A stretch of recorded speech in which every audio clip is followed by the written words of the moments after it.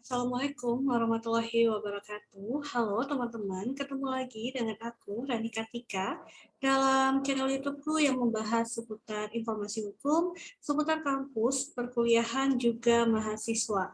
Nah, pada video kali ini pembahasannya adalah sesuai dengan postingan aku beberapa hari lalu, yaitu apakah perjanjian kawin itu sama dengan kawin kontrak dalam perspektif hukum. Nah, jadi seriesnya kali ini kita bicara tentang series hukum perkawinan.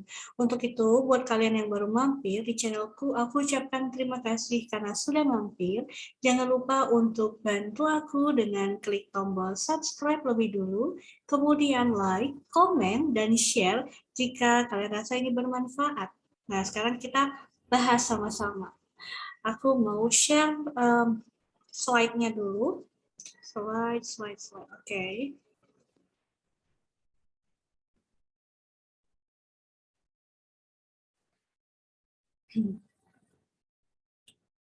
Mana ya? Belum muncul. Nah, jadi teman-teman, kalau kita mendengar istilah perjanjian kawin, mungkin di anggapannya masyarakat istilahnya bukan perjanjian kawin yang mereka dengar, tetapi mungkin mereka lebih sering mendengar istilah kawin kontrak, ya kan? Nah, apakah kawin kontrak itu sama dengan perjanjian perkawinan? Kalau memang berbeda, maka pembahasannya akan kita bedakan nih. Perjanjian perkawinan itu lantas apa? Dasar hukumnya apa? Nah, seperti yang ada pada tampilan layar yang bisa kalian lihat. Nanti bagaimana berarti perspektif kawin kontrak jika memang itu nanti berbeda dengan perjanjian perkawinan. Oke, kalau begitu kita bahas dulu konteks perjanjian perkawinannya. Nah, bicara tentang perjanjian perkawinan, ya, maka kita lihat pada dasarnya ada di KUH Perdata pasal 119, sorry, bukan 1000, tapi 119 KUH Perdata. Jadi KUH Perdata itu merupakan kitab hukum, kitab undang-undang hukum di bidang keperdataan, ya. Kan kalian mungkin pernah mendengar istilah KUHP, kitab undang-undang hukum pidana, KUHAP, kitab undang-undang hukum acara pidana, ada juga yang namanya KUHD, yaitu Kitab Undang-Undang Hukum Dagang. Nah, bicara tentang perjanjian perkawinan, maka kalian bisa lihat nih, menurut pasal tersebut dikatakan bahwa sejak saat dilangsungkan perkawinan, maka menurut hukum terjadilah yang namanya harta bersama. Harta bersama menyeluruh antara suami istri. Oke. Jadi harta bersama itulah adalah harta yang diperoleh atau dimiliki oleh suami maupun istri pada saat mereka membina rumah tangga, ya, terikat dalam tali ikatan perkawinan. Kemudian pada slide berikutnya, nah ketentuan pasal 119 di Kitab Undang-Undang Hukum Perdata tadi setidaknya itu menegaskan bahwa yang namanya ketika terjadi perkawinan muncullah yang namanya harta bersama bagi suami istri. Pun tidak hanya diatur dalam pasal tersebut. Di dalam Undang-Undang Perkawinan sendiri, yakni Undang-Undang nomor 1 tahun 1974, itu juga disebutkan bahwa harta benda yang diperoleh selama perkawinan itu menjadi harta bersama. Ya, harta bersama dari suami maupun istri. Nah, harta bawaan dari masing-masing suami atau istri serta harta benda yang diperoleh oleh masing-masingnya sebagai hadiah atau warisan adalah di bawah pengawasan masing-masing sepanjang para pihak menentukan lain. Nah, jadi dalam istilah dalam perkawinan itu ada istilah harta bersama, ada harta bawaan nih teman-teman. Jadi yang namanya harta bawaan itu adalah harta yang dimiliki atau dipunyai oleh suami atau istri pada saat mereka belum menikah. Jadi yang mereka sudah miliki lebih dulu sebelum mereka menikah. Nah, itu dinamakan harta bawaan. Nah, ketika harta bawaan itu statusnya itu adalah milik masing-masing suami atau istri. Jadi tidak dicampur gitu ya, kecuali ditentukan lain. Nah, kemudian bicara tentang perjanjian perkawinan, biasanya yang namanya perjanjian perkawinan itu erat kaitannya dengan perjanjian yang isinya mengatur tentang harta. Bagaimana nanti harta ketika perkawinan mereka berlangsung, itu pengaturannya seperti apa? Apakah mereka mau mengatur tentang harta bersama atau mau melakukan pisah harta, ya pisah harta sama sekali atau pisah harta terkait dengan harta bawaan atau apapun. Intinya adalah perjanjian perkawinan mengatur tentang aset, tentang harta kekayaan yang dimiliki oleh suami atau istri. Jadi kan rata-rata nih kalau mereka yang orang-orang kaya begitu ya, yang penghasilan atau pendapatannya sangat tinggi, besar gitu ya. Nah, mereka lumrahnya atau umumnya ketika menikah mengadakan perjanjian perkawinan ini. Agar apa? Agar nanti jelas ketika nanti pertanggungjawabannya kalau suatu saat mereka mengalami kerugian, usahanya mungkin jatuh bangkrut. Nah, siapa nanti yang bertanggung jawab untuk mengganti kerugian tersebut? Harta sejauh mana aset-aset pribadi mereka itu dapat diambil untuk melunasi utang-utang. Biasanya juga salah satu hal kenapa mereka mau buat perjanjian perkawinan adalah faktor tersebut. Sorry.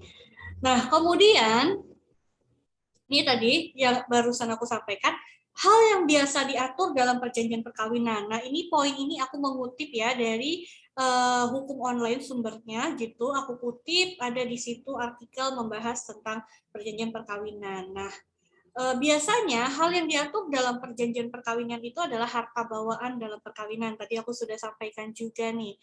Lalu kemudian semua hutang yang dibawa oleh suami atau istri dalam perkawinan mereka yang dibuat oleh mereka selama perkawinan tetap akan menjadi tanggungan suami atau istri. Biasanya itu yang diatur. Lalu ada juga yang diatur ketentuan bahwa istri itu akan mengurus hasil harta pribadinya sendiri maupun pendapatan atau sumber lainnya. Dan untuk mengurus hartanya itu istri tidak memerlukan bantuan atau kuasa dari suaminya. Biasanya itu diaturnya seperti itu, ya. Nah, kemudian kapan sih Kak perjanjian perkawinan itu bisa kita buat gitu ya? Kapan dimulainya? Kapan mulai berlakunya? Kapan dibuatnya?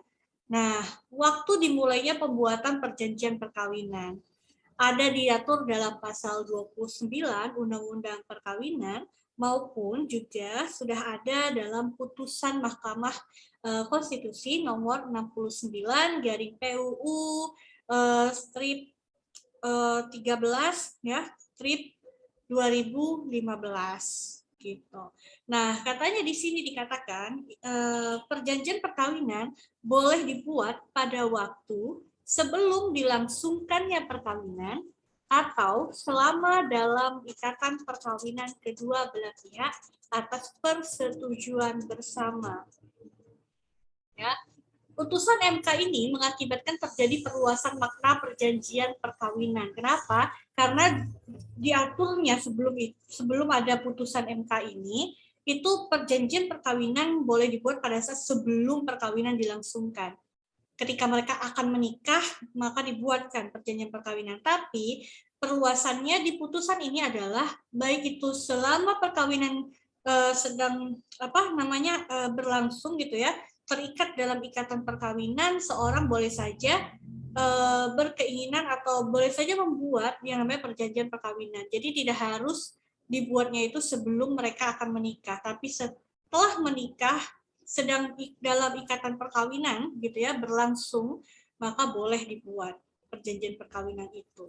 Nah, itu kan prinsipnya kalau prinsip kontrak ya dalam hukum itu kan ada kebebasan berkontrak. Jadi ya silahkan para pihak itu diberikan kebebasan untuk membuat perjanjian kapanpun dengan siapapun gitu ya, objeknya apapun sepanjang dia tidak bertentangan dengan ketentuan peraturan perundang-undangan, hukum, ketertiban umum, kepatutan, dan nilai-nilai kesusilaan dalam masyarakat.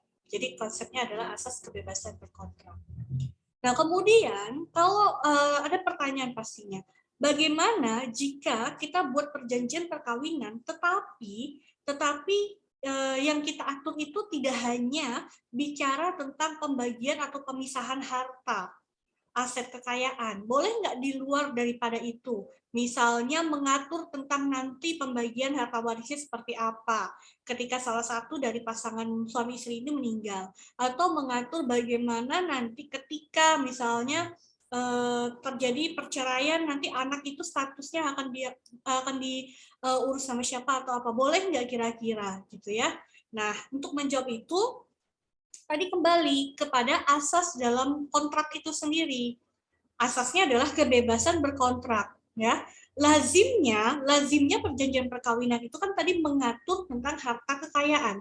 Akan tetapi apabila pasangan suami istri ini ingin mengatur hal-hal di luar daripada yang biasa diatur, biasanya ditentukan, itu diperbolehkan saja sepanjang memang mereka sepakat untuk itu.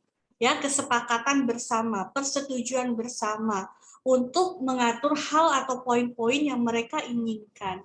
Jadi ya silahkan disahkan, diperbolehkan gitu ya, tidak dilarang karena prinsip atau asasnya adalah kebebasan berkontrak sepanjang tidak bertentangan ya dengan hukum, kesusilaan, kepatutan dalam masyarakat. Nah, kemudian tata cara pengesahan pencatatan perjanjian perkawinan.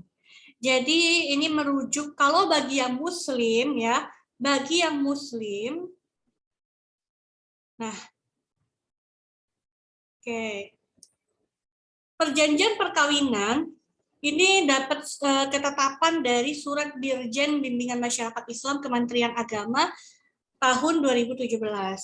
Jadi perjanjian perkawinannya itu disahkan oleh notaris, lalu dicatat oleh PPN, pegawai pencatat nikah ya kalau nggak salah saya kepanjangannya. Nah, apa yang dicatat? Ada pencatatannya dimuat di dalam kolom catatan yang ada di akta nikah atau buku nikah, kemudian pada kolom status perkawinan yang ada di akta atau buku nikah. Yang ditulis itu pada kolom tersebut apa? Jadi ada keterangan tambahan gitulah kira-kira ya, bahwa perjanjian perkawinan dengan akta notaris nomor sekian dicatat dalam akta nikah pada tanggal berapa. Jadi perjanjian perkawinan itu dibuat dengan apa namanya secara notaril lah gitu ya, secara otentik oleh notaris gitu. Kalau yang non muslim bagaimana ya? Bagi selain Islam atau bagi yang mereka yang beragama non muslim, jika mengadakan perjanjian perkawinan, maka pencatatannya didasarkan menurut ketetapan dari Surat Dirjen Kependudukan mana nih tahunnya, pencatatan sipil Kemendagri tentang pencatatan pelaporan perjanjian perkawinan.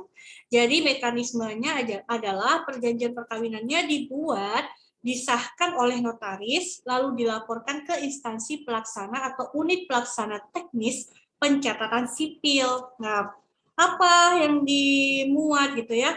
Keterangannya tadi hampir sama. Nah, itu tapi bedanya mereka kan akta perkawinan ya namanya, bukan buku atau akta buku nikah kan bentuknya, jadi dicantumkannya di dalam kutipan akta perkawinan gitu. Sama-sama saja sebenarnya, cuman beda nanti instansi yang menerangkan itu, mencantumkan itu ya. Oke. Tadi ini isi perjanjian apa perkawinan jenisnya lah, bukan isinya. Ada tentang pemisahan harta sama sekali, pemisahan harta bawaan aja, perjanjian perkawinan untuk rugi, dan perjanjian perkawinan laba pendapatan, teman-teman. Nah, bagaimana dengan kawin kontrak, gitu ya? Kan kontrak sama dengan perjanjian, gitu.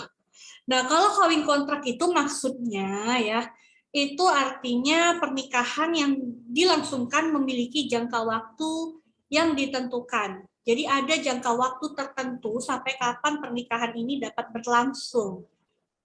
Nah, nanti ketika jangka waktunya habis, mereka sepakat apakah ingin memperpanjang kontraknya atau mengakhiri pernikahan tersebut ya, sesuai dengan kesepakatan mereka nih teman-teman. Nah, hal ini tentu saja bertentangan dengan konsep perkawinan yang diatur menurut Undang-Undang Nomor 1 Tahun 74. Jadi kita, ya kalau agama juga pasti melarang itu gitu ya. Nah, kita konteksnya dalam bingkai hukumnya saja. Nah, kata Undang-Undang Nomor 1 Tahun 74, Undang-Undang Perkawinan, yang namanya perkawinan itu adalah ikatan lahir batin antara seorang pria dengan seorang wanita sebagai suami istri yang bertujuan untuk membentuk keluarga atau rumah tangga yang bahagia dan kekal berdasarkan ketuhanan yang Maha Esa. Kita sudah tahu bahwa tujuan pernikahan itu adalah selain untuk ibadah, untuk menghasilkan keturunan, keluarga yang bahagia gitu ya. Kalau konsep Islam kan sakinah, mawaddah, warohmah. Nah, kawin kontrak dilarang gitu ya, karena nanti akibat hukumnya panjang ke belakang. Nanti masalah waris anak itu nanti bagaimana status anaknya gitu ya. Anak yang dilahirkan itu nantinya, bagaimana status nanti ketika mewarisnya. Karena menikahnya saja ada jangka waktu. Kemudian kontraknya itu loh, kontrak yang mereka tanda tangani yang berisi kesepakatan mereka untuk memperpanjang atau mengakhiri perkawinannya tersebut itu sebenarnya sah atau tidak di mata hukum. Nah, kalau kita lihat pada konsep hukum perjanjian yang diatur dalam pasal 1320 KUH Perdata tentang syarat sah perjanjian. Jadi kan syarat sah perjanjian adalah ada kesepakatan, ada kecakapan bertindak hukum, kemudian ada yang namanya objek tertentu, dan kausa yang halal. Nah, akan tetapi syarat sah perjanjian yang dimaksud ini kan bicaranya adalah berkaitan dalam lapangan hukum harta kekayaan. Adapun objeknya itu adalah sesuatu yang dapat dinilai dengan uang bersifat ekonomis, berupa barang gitu ya, ataupun hak. Sedangkan kalau kita lihat secara hukum ya, kawin kontrak ini ketika mereka bikin kontrak ya, ditandatangani tentang jangka waktu perkawinan, objeknya ini kan adalah ikatan perkawinannya. Nah, apakah ini dianggap sah dalam konteks syarat perjanjian yang dimaksud? Tentu saja tidak, karena objeknya ini adalah harus berupa barang ataupun hak. Ya, hak itu misalnya kayak hak kekayaan intelektual, hak cipta, hak merek, gitu, atau hak atas tanah. Sedangkan ini, kalau dalam kawin kontrak, kontrak yang mereka buat objeknya adalah status perkawinan mereka, berjangka waktu. Nah, itu tentu saja bertentangan. Objeknya ini adalah menyalahi ketentuan syarat sah perjanjian. Kita bicara dalam perspektif hukumnya. Selain itu, ya, selain itu melanggar ketentuan kausa yang halal di syarat keempat. Sorry, di sini nggak ditampilkan. Syarat keempat dari ketentuan pasal ini. Ya, syarat sah perjanjian. Kausa yang halal. Karena apa? Kawin kontrak itu kan bertentangan dengan hukum, bertentangan dengan kesusilaan, kepatutan di dalam masyarakat. Dan dari segi prosedur juga bisa jadi yang namanya kawin kontrak itu dia tidak dicatatkan di KUA gitu ya, karena dilakukan secara diam-diam ataupun secara di bawah tangan, sehingga secara prosedural juga itu ada yang dilanggar.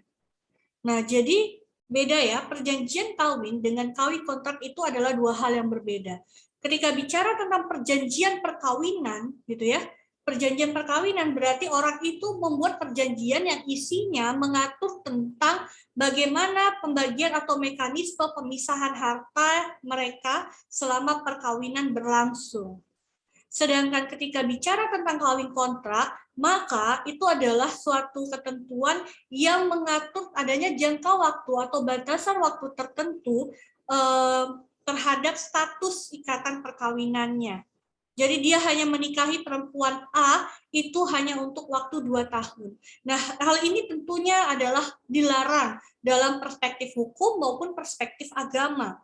Kalau dalam perspektif hukum, lihat kontraknya saja, ketika kita benturkan pada ketentuan syarat 1320, Kitab Undang-Undang Hukum Perdata, maka ini menurut analisa pribadi saya, itu melanggar ketentuan syarat yang ketiga dan syarat yang keempat. Objek tertentu dan kausa yang halal. Ya. Kalau syarat 1-2-nya sebagai syarat subjektif terpenuhi, ada kata sepakat, ya mereka sepakat, karena mereka menandatangani kontrak tersebut. Gitu. Lalu kemudian ada cakap bertindak. Cakap bertindak itu adalah kemampuan seseorang untuk melakukan suatu perbuatan tertentu yang menurut hukum mereka memang sudah pantas bisa melakukan perbuatan tersebut. Ya, cakap bertindak hukum. Mereka adalah sehat akal pikirannya, mereka tidak gila, gitu ya, tidak diletakkan di bawah pengampuan atau perwalian dan sebagainya macam. Itu tolak ukur untuk menyatakan bahwa seseorang itu dianggap cakap bertindak hukum, dewasa, gitu.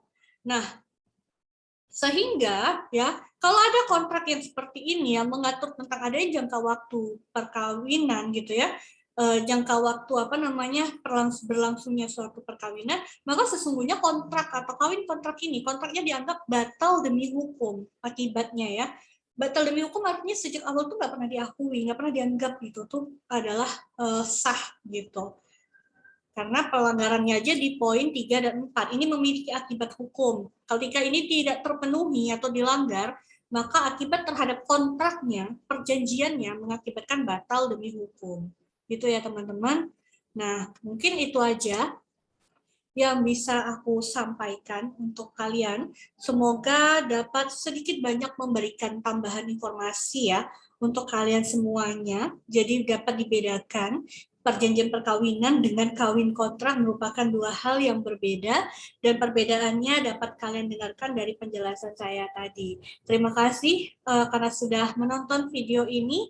Jangan lupa ya sekali lagi untuk bantu di-share supaya semua orang dapat mengetahui informasi ini. Terima kasih. Assalamualaikum warahmatullahi wabarakatuh.